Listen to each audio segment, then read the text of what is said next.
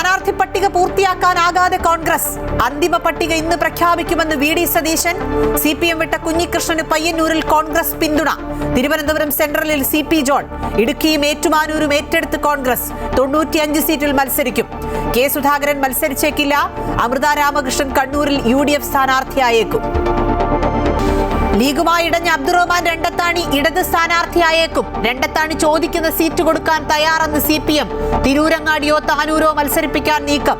Seat കിട്ടാത്തവരുടെ പരസ്യ പ്രതികരണം വൈകാരിക പ്രകടനമെന്ന് പാണക്കാട് സാദിഖലി ശിഹാബ് തങ്ങൾ.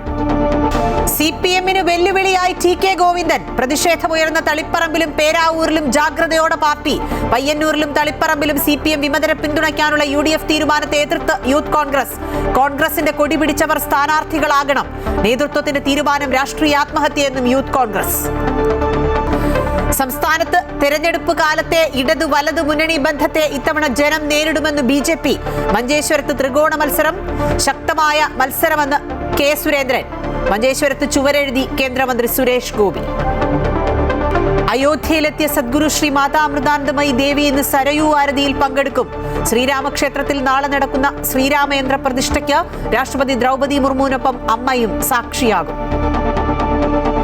ചാമ്പ്യൻസ് ലീഗ് ഫുട്ബോളിൽ ഇന്ന് ബാഴ്സലോണ ന്യൂകാസിൽ പോരാട്ടം. ക്വാർട്ടറിലെത്താൻ ന്യൂകാസിലിന് ജയം അനിവാര്യം. റയൽ മാഡ്രിഡും PSG ആഴ്സണലും ക്വാർട്ടറിൽ.